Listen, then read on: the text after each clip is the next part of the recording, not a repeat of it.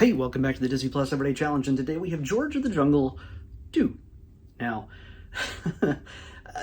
while I was getting prepared for this, I was getting the image together for the thumbnail, and I hadn't looked at IMDb yet, and I was just looking at this and like, why does Brendan Fraser look so weird? Like, it's just like, not weird like he's some sort of monstrosity or anything, but he just looks really different. And of course, by the time I started watching this movie, I had checked out IMDb, and I was like, oh, that's a completely different actor. That is, what's his name? Christopher, it doesn't fit his whole name. Showerman. Christopher Showerman. Showerman? I don't know. I don't know. But, yeah, if I thought that it was going to be awkward, no, put that aside. He's not the only replaced character in this. Rita, not Rita, dang it. The previous Ursula in this was Leslie Mann. Why did I think Rita? Leslie Mann has been replaced by Julie Benz. Some of you might recognize her as Darla from Buffy the Vampire Slayer, notably the very first vampire to appear on the Buffy the Vampire Slayer series, and Angel, of course, in some cameos there, or short story arcs there. But yeah, so the thing is, they don't shy away from that. If you know the first film, and then you get a feel of how the second film is structured. There's a narrator that pretty much explains everything and is very aware this is a movie. The characters, in many cases, are aware this is a movie, and in this case, a sequel. And they invoke the name of Brendan Fraser twice in this. In one point, they're like, hey, when they pan up his very mostly naked body, they get to the point where you see his face, and the narrator goes, "Who are you?" And he leans in and just goes, "They couldn't afford Brendan Fraser anymore. I just got lucky." So yeah, it's a Showerman, Christopher Showerman. Don't know. I'm sorry. He fills the role quite capably. He's likable. He's funny. He's good looking. I can't deny that. This, even if you are like numb, your brain is numbed by the inane craziness of this film. It's silly. It's just absolutely silly, and that's the way it's meant to be. It's George of the Jungle. It's based on the 1967 animated series, and the ubiquitously played theme song. Like, they go through the theme song just over the credits. It seems like they go through it like 50 times. Like, there was others. You could have put other music in there. I don't know. Maybe they did, and I just sort of only heard George of the Jungle. Of course, Weird Al Yankovic even covered it at one point. Did he do it for the first film? He did not do it. It's his version is not in this film. Yeah. Speaking of animation, also, there is animation in the beginning and a little bit at the end of this. It sort of brackets this whole film. They do a little bit of catch-up. They kind of throw into the George of the Jungle song some sort of get you up to speed on what's happened in the last 5 years since the last film. Yes, this is a 2003 film. It is an hour and 29 minutes, and yeah, it is definitely a family film. So if mommy or if daddy has that kind of, I don't know, likes, could very much appreciate this guy right here for just being on screen. And if you like Julie Benz, well, she's not as naked as he is, but she looks fantastic as well. But the kids don't care about any of that. That's just a half naked dude. That's just really silly and funny. And he's playing with CGI animals. That elephant, the kangaroo. I'm sorry. I realize this movie's 20 years old. You're only going to get so much with I'm pretty sure this is directed VHS. Direct to home video sequel. Okay. Yeah, it's Disney, but they weren't spending a ton of money at that time. they were busy making in the early 2000s sequels to all their animated classics, like Mulan 2 or Little Mermaid 2 or like Hunchback 2, like a sequel to everything they've ever made for the most part, except for Black Cauldron. But there's nothing coming back from that, I guess. So in this, they spend, yes, it's everything is convoluted, doesn't really make sense. It's a stretch for certain things to happen, and they pretty much admit that. It's, oh, what are they going to do? Are they going to, like, you have to understand, it's for children. It's not for the thinking adult. It's for children. And if you can't lower yourself to that, then just leave the room. There are some genuinely funny parts, but for the most part, it's going to be an adult's headache, where they're just like, I can't believe I'm watching this. If you're any kind of, film connoisseur, yeah. If you just can't have fun with it, it's best not to watch it as an adult. But if you got like a 4-year-old, they'll love the heck out of this. There's poop jokes galore. There's lighting farts on fire with the gorillas. There's a lot. There's a lot of really lowbrow, just slapstick. Of course, watch out for that tree. He's always running into stuff when he's swinging. He swings really well. It's just his landings. He has a problem with his landings. That's what George is all about. And the crazy thing about all this is that there's product placement. Obviously, even they say, hey, did you notice the product placement in that shot? Like, yeah, the CGI elephant is wearing New Balance sneakers. And there's definitely Disney references. One of the gorillas, while they're playing some sort of jungle sport, gets embarrassed and he pulls his hat down over his head, and it's a Mighty Ducks hat. Yeah, and there's even a scene where when George is neglecting the jungle for his beautiful wife, he the lion, mean lion, voiced by Michael Clark Duncan, decides to take over the jungle because, hey, you know what? He's the king of the jungle in any other movie. And they literally create a similar scene from The Lion King when Scar is pretty much has taken over. He's killed Simba's dad. Why can't I say his name? But anyway, yeah. Mufasa. Jeez. Okay. I had to pull that out of my head. I would have just sat here silent for 40 minutes until I figured it out. Thankfully, it wasn't that. And yeah. Okay.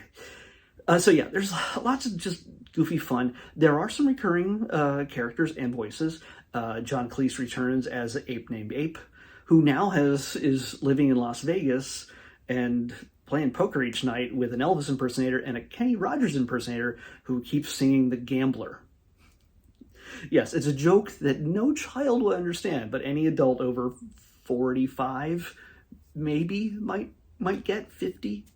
I knew the joke, but anybody younger is going to be like, why is this old man singing this song, and what is that song? It's a guy who looks like Kenny Rogers, and he's singing The Gambler. All about, gotta know when to hold him, know when to fold him. That's the whole point of it. Until they duct tape his mouth shut. So there's the Elvis impersonator is actually played by a guy named Dean Vegas. At least that's the credit he's given in IMDb. Dean Vegas. Yeah. So John Cleese is the ape named Ape. He talks, of course, because why else would you have John Cleese playing that? He's certainly not in the costume. He's just doing the voice. Yeah. By the way, speaking of the apes, they're practical.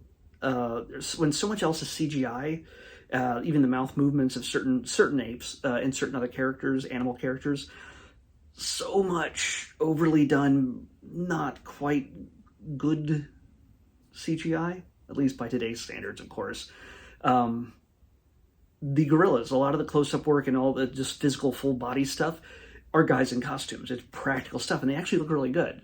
I mean, yeah, there's some animatronics to move the mouths and stuff like that a little bit, I think.